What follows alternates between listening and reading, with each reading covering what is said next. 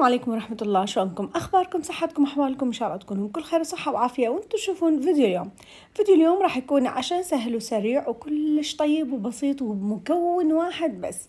راح نضيف عليه شوية من التوابل وكم شغلة وراح يكون عندي عشاء كلش خفيف وسهل وسريع. اللي يحب يكمل وياي الفيديو لا ينسى الاشتراك بالقناة ولا تنسون اللايك من ايدكم الحلوة واكيد الشير ويا الاصدقاء. وخلينا نبلش ونقول بسم الله. عندي هنا حبتين بوتيتا كلش كبار، غسلتهم قطعتهم مكعبات غمرتهم بالمي وضفت عليهم ملعقة وسط من الملح. راح اخليها على النار واغطيها الى ان تغلي. تقريبا راح تاخذ 10 دقائق الى ربع ساعة راح تكون عندي جاهزة. بعد ربع ساعة راح نختبرها ونشوفها إلى أن نشوف يعني هيجي الشطل أو الشوكة تنزل بيها أو حافة السكين أو نشوفها استوت تماما. راح نوشلها تماما من أي قطرة مي ما أريد بيها ولا قطرة مي. وراها راح أبدي أنقلها لهاي الكاسة حتى أبدي بطحنها أو تكسيرها حتى تشكل عندي العجينة.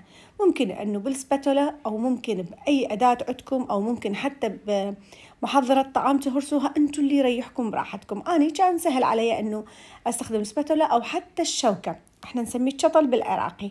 ممكن ايضا بكل سهوله بالشطل انه هيجي نهرسها او نطحنها بهذا الشكل. حولتها بعدين على هذا المصفي الناعم حتى اخليها تنعم اكثر واكثر عندي. شوفوا شلون طلعت عندي كريميه وسلسه وممكن انه يتشكل منها عجينه بكل سهوله.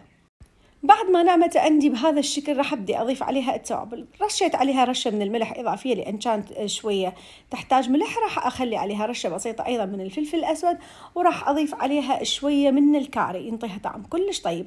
استخدمت ايضا وياها بهارات دجاج من ماركه عنتاب كلش طيبه، انطتها فرق وطعم كلش طيب. راح اضيف ايضا ثوم بودره وراح اضيف ايضا بصل بودره. كميه البهارات انتم حسب كميه البوتيتا اللي عندكم. أنا مثل ما قلت لكم استخدمت حبتين بوتيتا كبار. أيضا هنا ضفت بابريكا وإذا تكون مدخنة كلش طيبة. راح أضيف عليها ملعقتين طعام مليانة كلش من نشا الذرة. وراها راح أبدي أعجنها إلى أن تمتزج وتتلابس ويا كل البهارات تشكل عندي عجينة يسهل تشكيلها.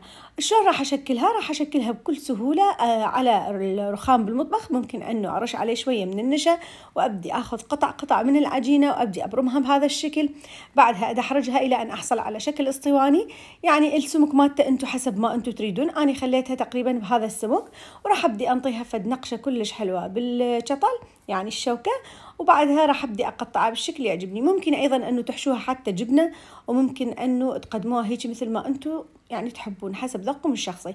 ممكن أنه تخلوها بالثلاجة أو تخلوها على الهواء إذا قريب وقت العشاء مالتكم. راح أخلي طاوة على النار بها كمية من الزيت وراح أبدي أقلي حبات البوتيتا حبة بعد حبة إلى أن أحصل على اللون الذهبي الحلو. راح تلاحظون شلون من خفيتها راح تبدي تنفش عندكم وتصير أشبه احنا يعني نقول نفاخة، يعني تنتفخ تصير مثل البالون. طبعا شكلها طعمها كلش حلو. ممكن أن تتقدم كطبق جانبي وممكن أن تكون كطبق رئيسي للعشاء. كلش طيبة، جربوها وراح تستمتعون بيها. قدمتها هنا مع صوصات باربيكيو وكاتشب. ممكن ايضا تستخدمون وياها المايونيز كلش طيب. ان شاء الله يكون عجبكم فيديو اليوم. اكيد راح تجربوه انا متاكده وراح تحبوها للطريقه انتم واولادكم بالبيت. واللي مكمل ويانا الفيديو ووصل للنهايه اتمنى تشترك بالقناه اذا انت ما مشترك، واتمنى تفعلون الجرس حتى توصلكم اشعارات الفيديوهات الجديده اللي انزلها، واكيد اللايك من ايدكم الحلوه الكريمه. اي سؤال اي استفسار تحبون تسالوني عن اي شغله ممكن تراسلوني على الانستغرام اللي راح اخليكم الرابط صندوق الوصف. دمتم في رعايه الله وحفظه.